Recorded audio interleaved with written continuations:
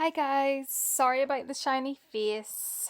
I'm just relaxing in my bedroom and I've decided to make a video on what has happened in the past cycle. So you know that I did a test. I think the last time I posted the testing was on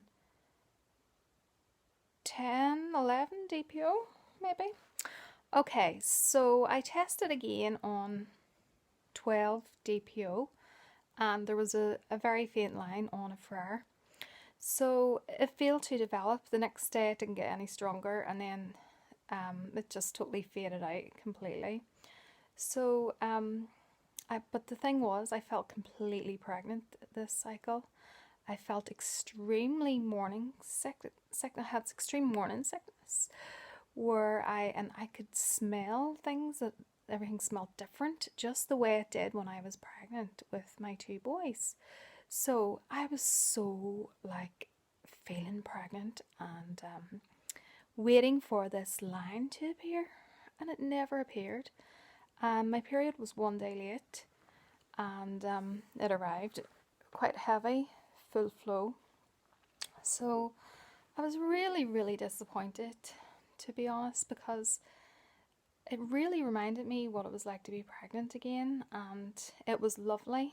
And I said to my husband, if I ever do get pregnant again and it sticks, I'm never going to complain about the morning sickness or the fatigue or anything, because it is a real gift from God being pregnant, and I would absolutely love to feel it again. Thank you so much for all of your words of encouragement about keeping going and not giving up this journey. I've had to go back on my antidepressant medication. I suffer from recurrent depression as one of my long-term health conditions. So although we're not actively TTCing at the moment, we haven't completely ruled it out, and we are going. If we'll see what happens. Basically, if I do get pregnant, then I can come off the medication straight away before it really implants. So whilst we're not going to TTC, so I'm not going to do any charting this month. I'm not going to do any OPKs, or not going to do any like really early testing in the 2-week wait or anything like that. But we are still going to try. I roughly know when I ovulate, so it will be a very good educated guess anyway. And we'll just see what happens. And trying a new treatment this month. There is evidence to suggest that by taking an antibiotic, that has very good results for women who have repeated implantation failure, and that's exactly what I suffer from. I've had 3 implantation failures this year and 1 miscarriage, so I am a good candidate for that. I also had some symptoms as well of possible some sort of bacterial infection there, with pelvic pain and also with discharge as well. And so I'm really quite excited about this, and I hope that potentially it might work.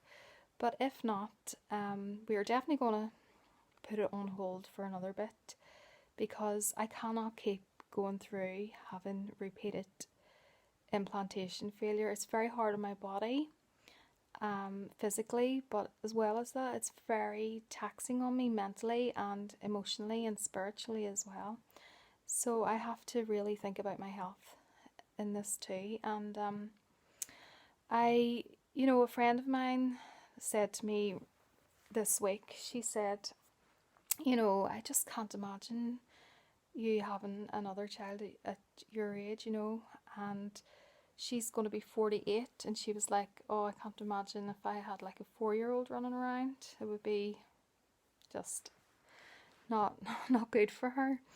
And so it just made me think, and I've been feeling quite tired because of the antibiotics and everything.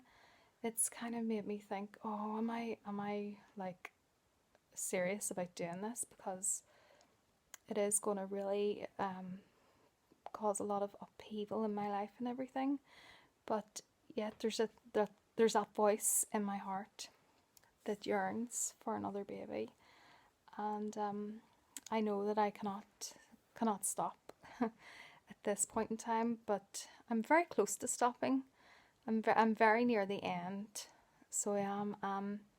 I just want what's God's will for me, and if He wants me to have another baby, then fantastic. But if He doesn't, I know that I will be absolutely fine. I trust Him in everything, and I trust that whatever His plans are for me, they are the best, because He cares for me and He loves me. So I just need for me to catch up with what God's will is for me, if indeed it is not His will for me to have another baby. As for me thinking about having another baby in the house, I would really love it. I would give up my sleep. I'd give up my the feeling well. I would put up with morning sickness. I'd put up with traumatic birth. I would put up with all of the things that come with having another baby, because that is something which is so close to my heart. And I know for someone else who might be around the same age as me, they might think last thing in the world that they would want to do back at the school gates, But my youngest is 5. He's only started school, so I'm still very much fresh in the young stages. So I started quite late in life having my babies. So for me, it isn't really that much of a big transition to having another baby, So I can understand where some other people will come from. But for me, I don't think it's that much of a big transition. And I would feel so blessed to have another child. I really would. So I would ask you to pray for me. Include me in your prayers when you remember. I'd be really grateful. I would be so grateful for that. And yeah, I've had a few more insensitive comments lately from people in the TTC community, and it's really from people who haven't experienced repeated implantation failure or repeated miscarriage, and people who haven't been through the same sort of traumatic experiences feel that they're able to give you advice on trying to conceive, which is really, some of it is quite heartbreaking actually. Some of the most insensitive comments are that I just need to relax, and this is coming from someone who knows that it's not getting pregnant that's the issue for me, it's keeping them. And I'm just wondering how, by me not relaxing, is it my fault from losing my babies, So that was quite an insensitive comment. And I know that you just need to relax comment gets thrown about quite a bit for people who are not falling pregnant in the first place. And I think it is even an insensitive comment for people in that situation as well.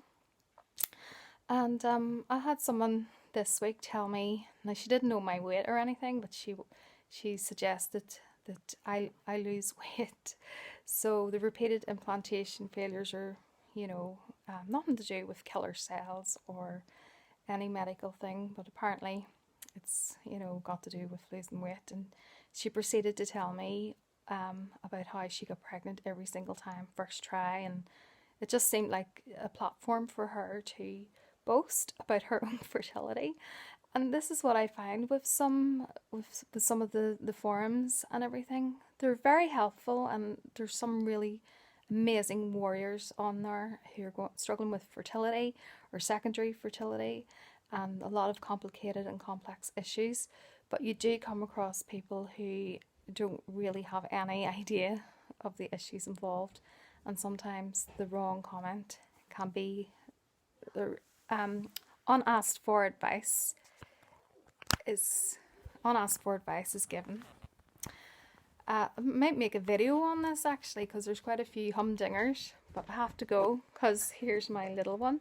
But I'll make a video soon and update you on what's happening. Thank you. Bye bye now.